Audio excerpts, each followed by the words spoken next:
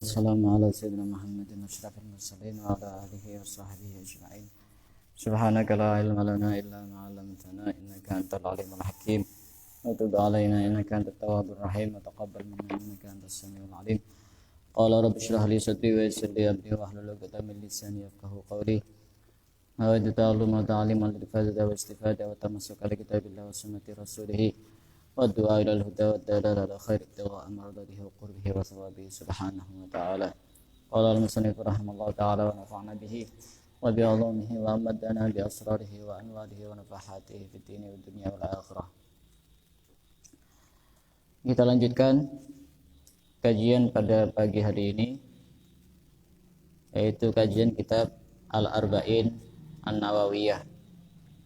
Kita sampai kepada kemarin tentang kenapa Al-Imam An-Nawawi mengarang kitab Al-Arba'in An-Nawawiyah. Kita lanjutkan kelanjutannya. Wa qad ittafaqal ulama'u ala jawazil amali bil hadits dhaif fi fadailil a'mal. Para ulama sepakat untuk boleh mengamalkan dengan hadis dhaif di dalam fadailul a'mal, keutamaan di dalam beramal. Ini yang perlu kita pegang. Semua ulama atau mayoritas ulama, ada sedikit yang tidak memperbolehkan, tapi kita mengikuti yang banyak. Semua ulama mengatakan dan sepakat bahwa boleh mengamalkan hadis dhaif. Apa hadis dhaif? Hadis yang lemah. Dalam hal apa? Dalam hal fadailul a'mal, keutamaan beramal. Keutamaan beramal itu contohnya kayak apa? Misalnya ada hadis, misalnya isinya menjelaskan barang siapa yang melakukan sholat seperti ini akan mendapatkan pahala seperti ini, akan mendapatkan rezeki seperti ini.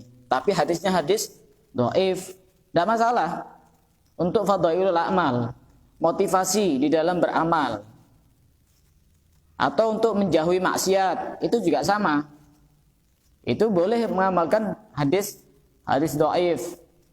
Beda antara hadis dhaif dengan hadis maudhu'. Kalau hadis maudhu' hadis palsu, tidak boleh diamalkan dan tidak boleh disebarkan. Kalau hadis maudhu', hadis palsu, karena itu namanya hadis yang mengada-ada.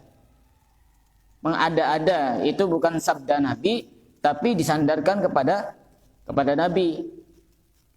Kalau hadis dhaif itu masih sabda Nabi.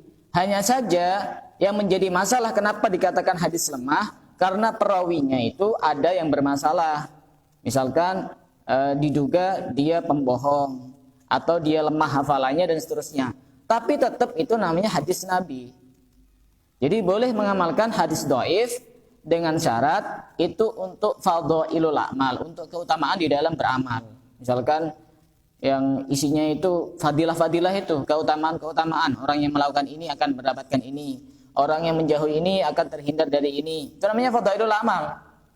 Dan yang bisa menghukumi itu hadis dhaif atau hadis sahih bukan kita, orang yang sudah ahli, ulama ahli hadis.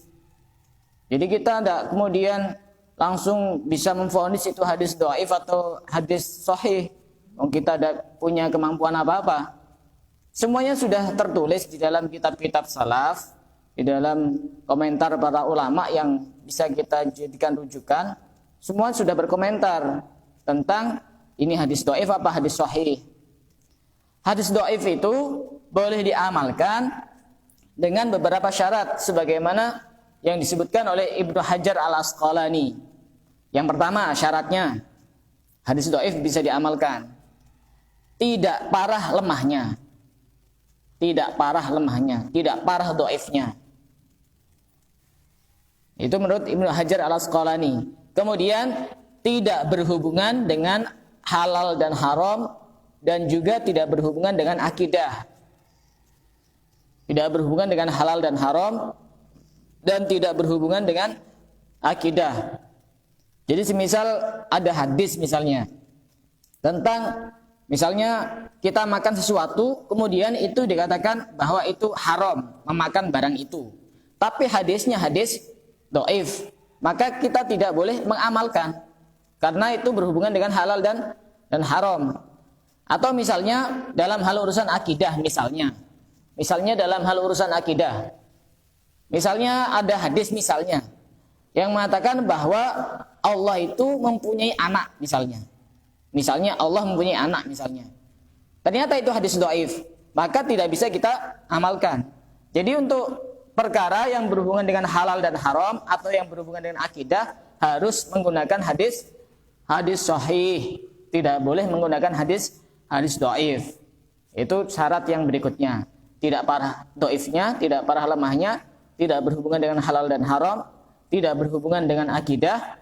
Kemudian ada dasar hukum, artinya tidak bertentangan dengan hadis-hadis sahih dan juga tidak bertentangan dengan Al-Quran.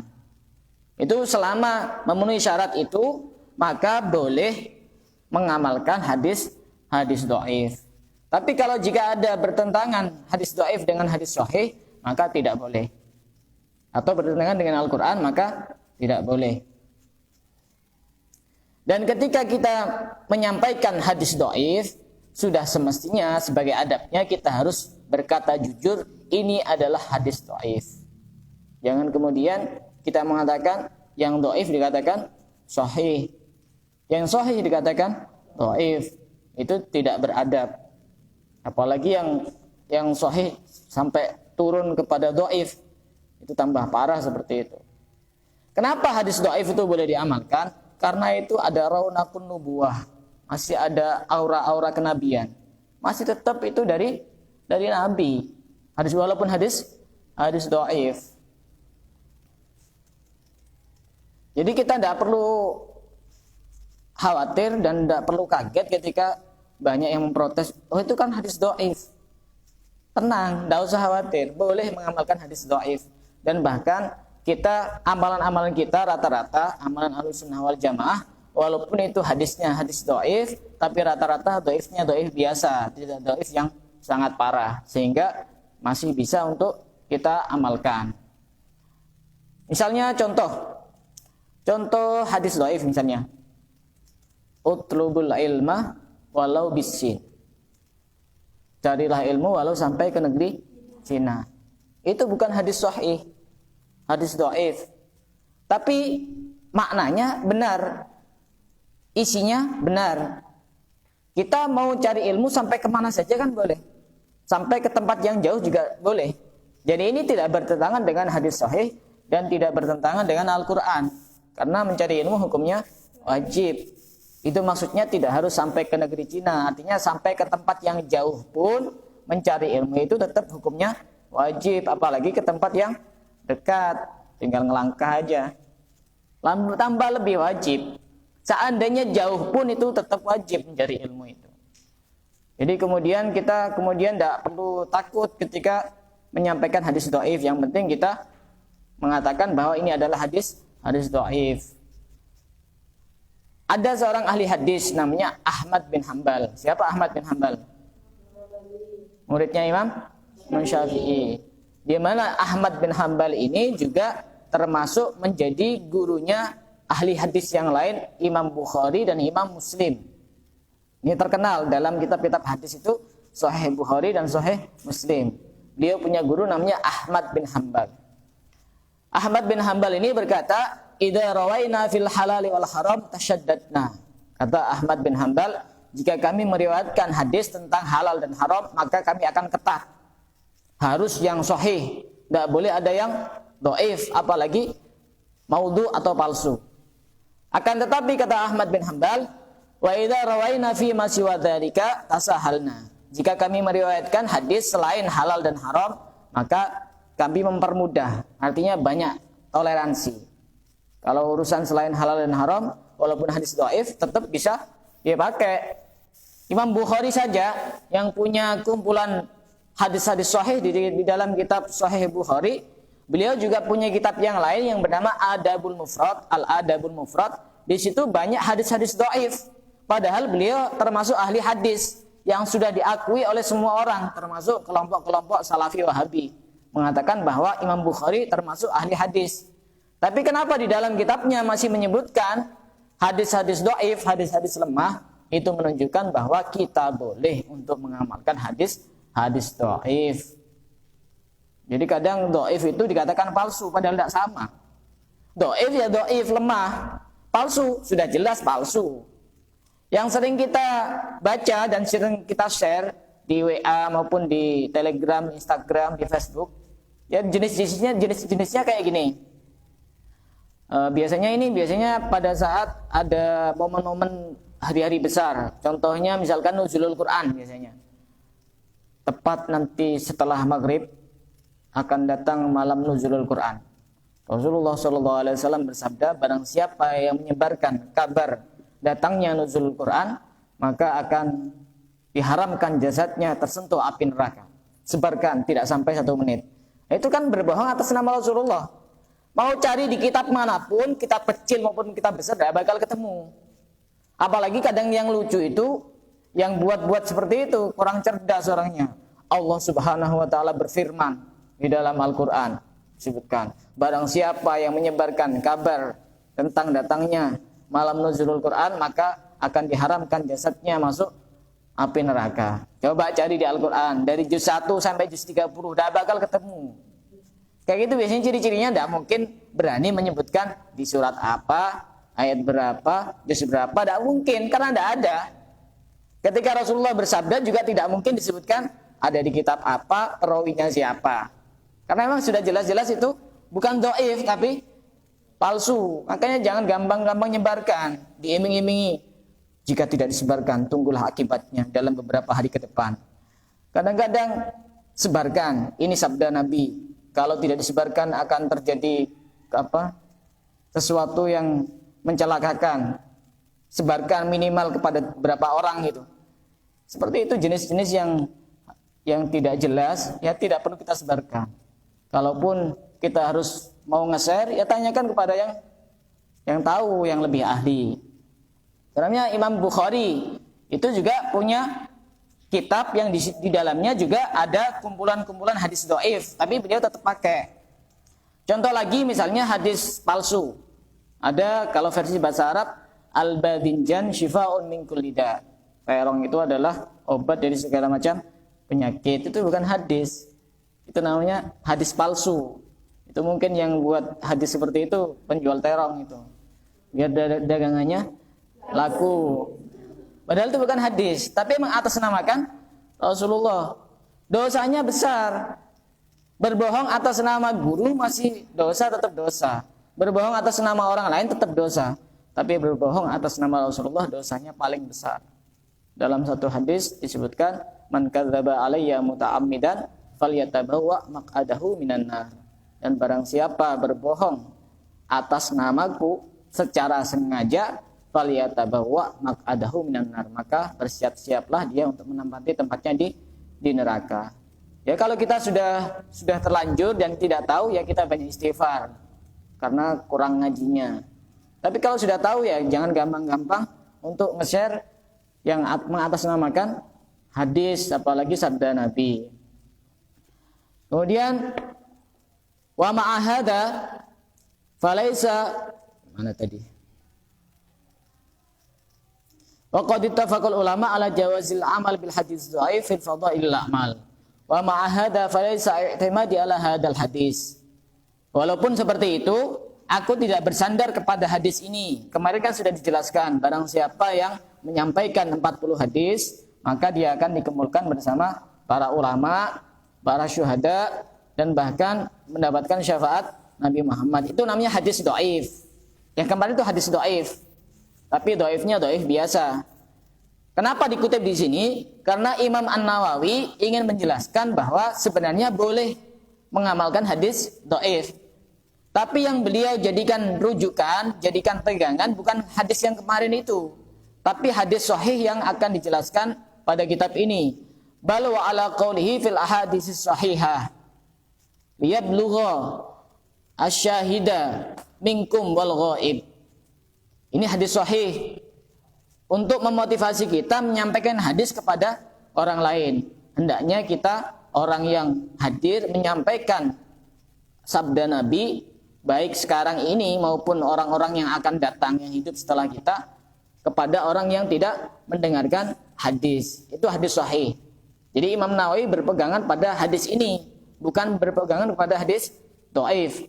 Kemudian ada juga hadis sahih bahwasanya Rasulullah bersabda, "Nadharallahu imra'an sami'a maqalati fa wa'aha fa'addaha kama sami'aha." Allah akan menjadikan wajah seseorang berseri-seri. Siapa orang yang dijadikan wajahnya berseri-seri? Orang yang sami'a maqalati, yang mendengar maqalati, ucapanku, sabdaku, baik dari Nabi secara langsung atau dari para sahabatnya atau dari orang-orang yang hidup setelah para sahabat, tabi'in, tabi'in dan seterusnya.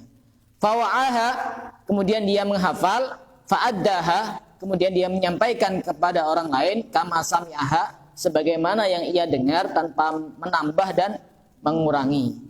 Allah akan menjadikannya wajahnya berseri-seri. Wajahnya sangat teduh.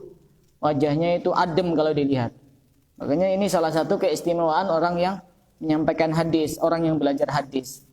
Dia wajahnya selalu berseri-seri. Orang-orang dulu itu kalau belajar hadis itu benar-benar dalam keadaan sebersih dan sesuci-sucinya. Karena yang akan disampaikan kalam Nabi, sabda Nabi.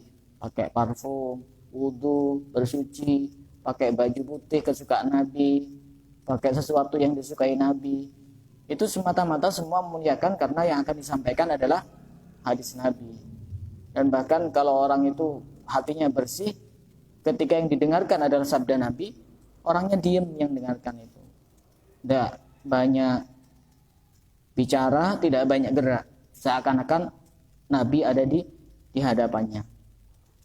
Dalam satu cerita disebutkan oleh Al-Imam Asy-Syadili bahwasanya termasuk kekhususan, keistimewaan ahli hadis atau orang yang belajar hadis, bahwasanya dia selalu wajahnya diliputi oleh Allah dengan wajah yang teduh, wajah yang berseri-seri, wajah yang damai ketika dilihat. Itu ahli hadis, salah satu keistimewaan ahli hadis. Makanya kita perlu banyak bersyukur karena ditakdirkan bisa belajar hadis. Walaupun kita mungkin sebagian ada yang tidak semangat untuk menghafalkan 40 hadis. Kemarin ada pendapat yang mengatakan walaupun tidak hafal, kalau sudah pernah belajar 40 hadis akan mendapatkan pahala-pahala yang kemarin disebutkan itu. Bisa mendapatkan syafaat Nabi, dikumpulkan bersama para ulama, dikumpulkan bersama orang-orang yang mati syahid dan seterusnya. Tapi hafal jauh lebih bagus. Padahal ini cuma sedikit, ini hadis-hadisnya sangat pendek-pendek. Insya Allah bisa kok. 1 minggu hafal 1 hadis itu bisa. Misalnya 1 minggu 1 hadis itu sudah sangat cukup, sudah sangat lancar nanti 1 minggu 1 hadis itu. Butuh berapa minggu itu? 40, ini sekitar 42 hadis di sini. Berapa minggu? Kalau misalkan seminggu 1 hadis. Ya berapa bulan? 10 bulan. Hampir 1 tahun ya. Ya mungkin bisa setengah minggu 1 hadis. 3 hari itu sudah sangat cukup. 1 hadisnya mungkin tidak sampai satu halaman penuh. Kadang cuma 1/4, kadang cuma separuh. Jarang-jarang yang 1 halaman penuh. Seandainya kita menghafalkan dengan niat kita mengikuti sabda Nabi walaupun hadis dhaif, tetap kita amalkan, insyaallah pahalanya jauh lebih banyak. Tsumma minal ulama man jama'al arba'in fi usuluddin. Kemarin juga sudah dijelaskan bahwa memang yang pertama kali mengarang kumpulan 40 hadis bukan hanya Imam Nawawi, tapi ulama-ulama terdahulu sudah banyak juga yang mengarang kumpulan 40 hadis. Tapi mereka mengarangnya ada bab-bab tertentu.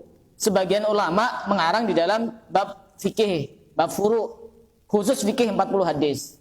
Sebagian ada yang mengarang tentang bab jihad, tentang berperang dengan orang-orang kafir. Khusus 40 hadis ini babnya tentang berjihad melawan orang-orang kafir. Sebagian tentang adab-adab kita, bagaimana adab Rasulullah ketika makan, ketika minum, ketika tidur dan seterusnya. Ada juga yang mengarang tentang bab zuhud, yaitu meninggalkan sesuatu yang melebihi kebutuhan dalam hal urusan dunia. Sebagian juga ada yang mengarang tentang khutbahnya Nabi, khutbahnya apa saja, itu dikarang oleh para ulama. Semuanya adalah maqasid sholihah, semua adalah tujuan-tujuan yang baik. Apa perbedaan dengan kitab yang dikarang oleh Al-Imam An-Nawawi? Al-Imam An-Nawawi ini mengumpulkan 40 hadis dalam satu kitab, tapi itu mencakup dari semua bab yang dijelaskan oleh ulama-ulama terdahulu. Ini kehebatannya kitab Al-Arba'in An-Nawawiyah. Jadi situ mencakup bab tentang fikih, ada tentang jihad, ada tentang zuhud, ada tentang adab, ada tentang khutbah-khutbahnya Nabi. Jadi ini sudah lengkap, sudah dijadikan satu paket. Wa kullu hadisin minha qaidah 'azimah. Dan setiap hadis yang ada di kitab ini semuanya mempunyai kaidah yang sangat agung. Hampir urusan agama Islam semuanya dikembalikan kepada 40 hadis ini. Bisa jadi cuma seperempatnya, atau separuhnya, atau sepertiganya. Intinya hadis-hadis yang di sini, hadis-hadis yang begitu sangat penting untuk kita pelajari. Karena ini sudah kumpulan, dan dia ini mengkerucutkan dari beberapa bab. Semacam kesimpulan dari karangan 40 hadis yang dikarang oleh ulama-ulama terdahulu. Dan kelebihan 40 hadis yang ada di kitab ini semuanya sahih di dalam kitab ini. Tidak ada hadis yang dhaif di dalam kitab ini, Al-Arba'in An-Nawawiyah. Jadi tidak perlu ragu-ragu dan harus yakin. Semuanya sahih. Dan rata-rata hadis yang dikutip di dalam kitab ini diambil dari kitab Sahih Bukhari dan Sahih Muslim. Jadi di sini ada hadis dhaif, ada hadis sahih, ada hadis hasan. Kalau hadis sahih dan hadis hasan itu sudah semua ulama sepakat bisa diterima. Tapi kalau hadis dhaif ini ada sebagian kecil saja ulama yang mengatakan tidak diterima. Tapi kebanyakan ulama mengatakan boleh mengamalkan hadis dhaif untuk motivasi di dalam beramal. Bahkan tokoh-tokohnya Wahabi Salafi itu juga, kalau Wahabi yang masih klasik, ulama-ulamanya yang dulu semisal Syekh Muhammad bin Abdul Wahab, Ibnu Taimiyah dan seterusnya, juga masih mengutip hadis-hadis dhaif. Kok ada ustaz-ustaz Wahabi yang sekarang di Indonesia anti hadis dhaif, seakan-akan dia seorang ahli hadis.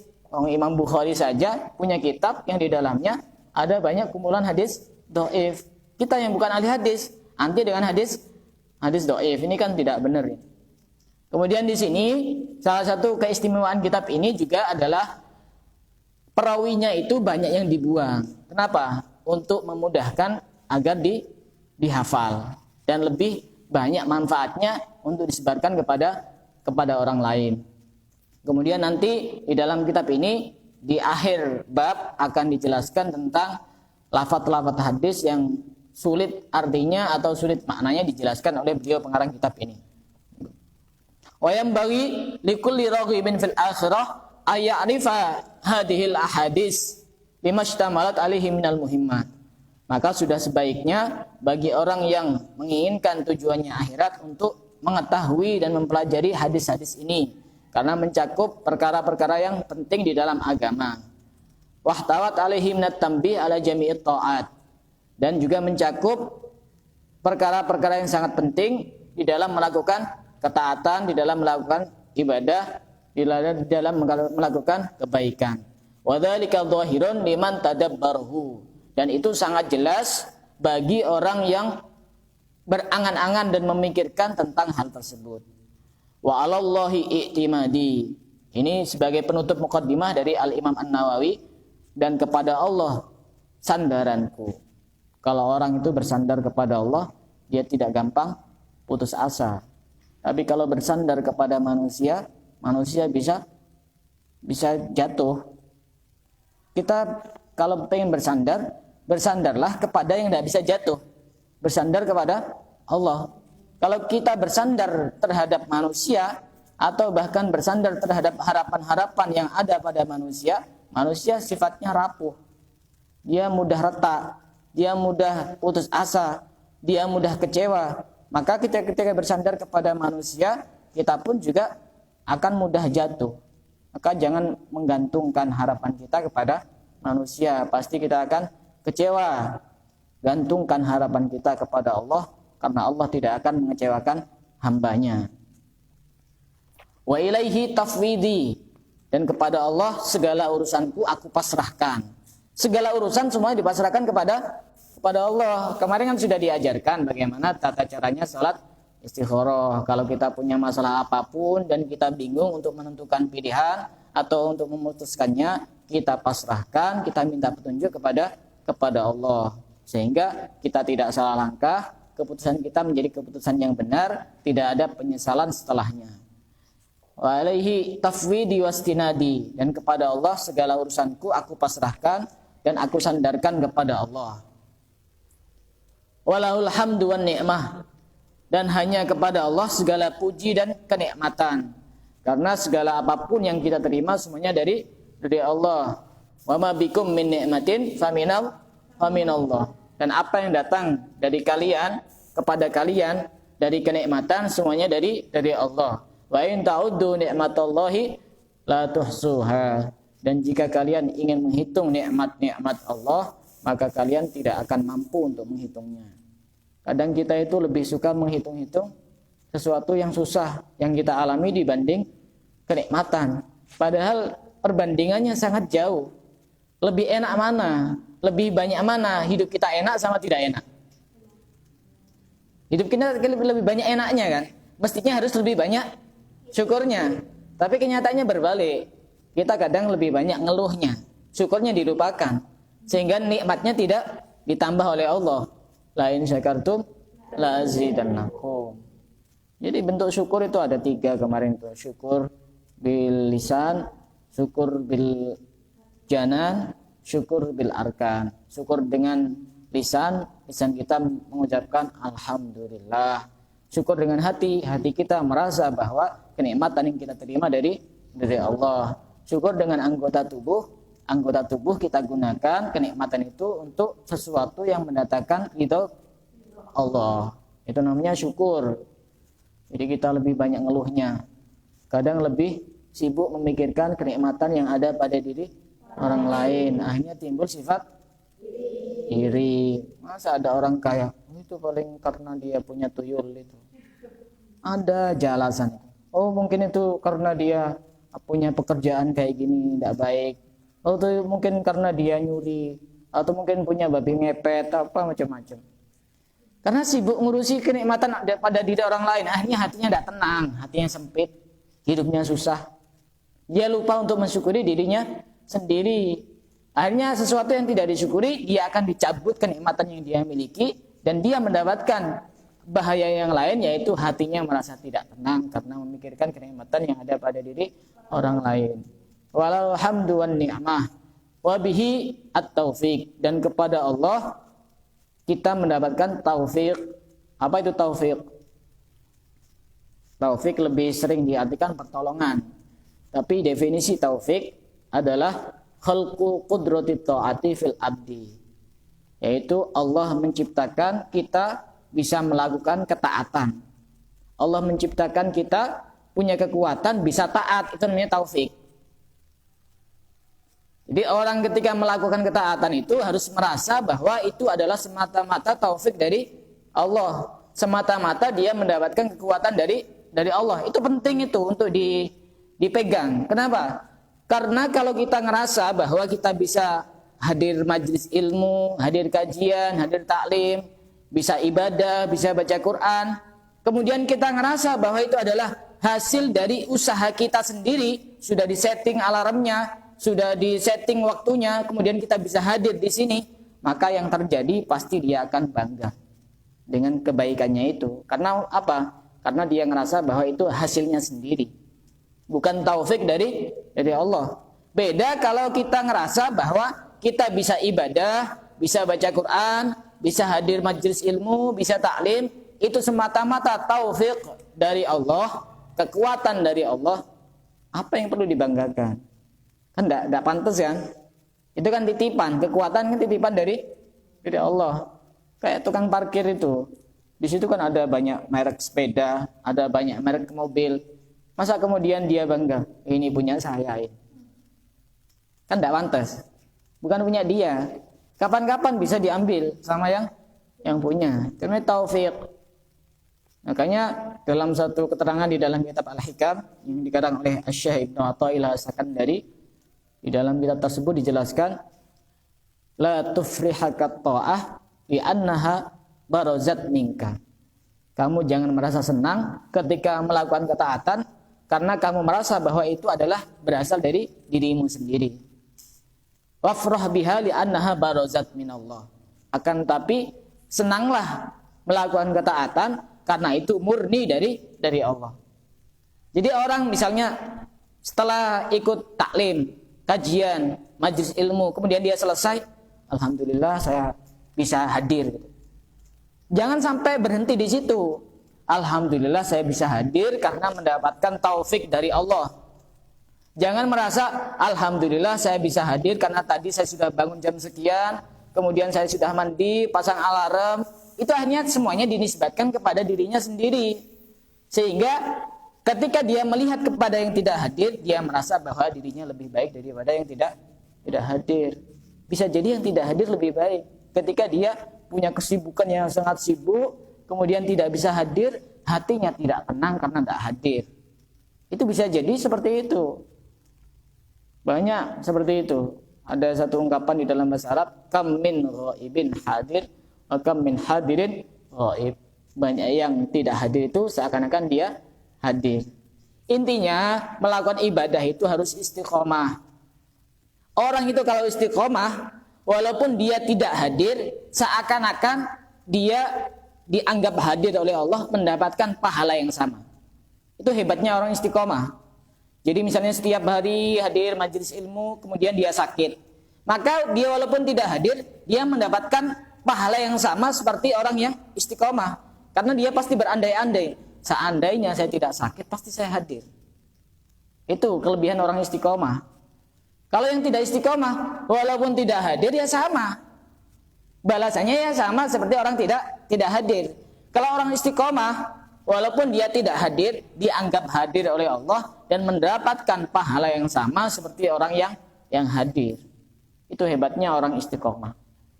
Jadi semisal istiqomah wirid, kemudian tiba-tiba ada kesibukan karena perjalanan, karena safar, karena sakit, kemudian dia meninggalkan wiridnya itu, zikirnya itu, baca Qur'annya itu, dia mendapatkan pahala yang sama. Itu hebatnya orang yang istiqomah. Makanya dalam satu hadis sahih dijelaskan, pernah ada salah seorang sahabat diajak perang, dia tidak bisa ikut perang, tapi biasanya ikut perang terus.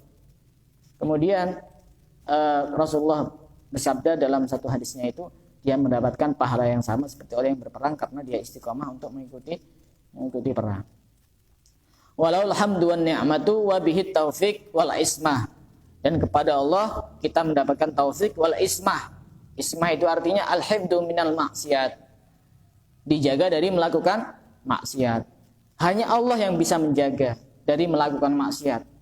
Bagaimana caranya agar kita dijaga oleh Allah dari melakukan maksiat? Ya hati kita sandarkan kepada Allah. Jadi jangan sampai sekali-kali kita merasa bahwa kita bisa melakukan ini, bisa melakukan kebaikan, bisa melakukan ketaatan, bisa melakukan ibadah, kita ngerasa karena settingan kita sudah berusaha. Istilahnya di-manage ya, waktunya itu. Sudah mempersiapkan ini dan itu, sudah ada sepeda, sudah ada ini. Jangan sampai kalau Allah tidak memberikan, tidak menggerakkan hati kita, mana bisa? Yang menggerakkan hati kita untuk bisa memanage waktu, mengatur waktu siapa? Allah, tetap Allah. Sehingga ibadah kita, kebaikan kita tidak sia-sia ketika kita melakukan. Kalau orang tidak tahu ilmunya, senang setelah hadir kajian, senang setelah baca Quran, senang setelah melakukan sholat duha misalnya. Tapi senangnya dinisbatkan karena dia merasa bahwa ini adalah hasil saya sendiri, usaha saya sendiri. Itu yang tidak bagus. Karena dia bersandar kepada dirinya sendiri, amal sendiri. Padahal amal tidak bisa memasukkan ke dalam surga. Rasulullah pun amalnya juga tidak memasukkan ke dalam surga. Yang bisa memasukkan ke dalam surga apa? Rahmat Allah Subhanahu wa ta'ala. Jadi kita harus bersandar kepada Allah agar kita bisa melakukan kebaikan, agar kita dihindarkan dari melakukan kemaksiatan. Dari sini ada yang ditanyakan, silakan. Untuk pertemuan berikutnya hari Rabu kita langsung masuk kepada pembahasan materi ini sangat penting, apalagi yang pertama bab an-niyat. Ini banyak orang yang tidak paham terkait masalah niat. Silakan yang mau bertanya.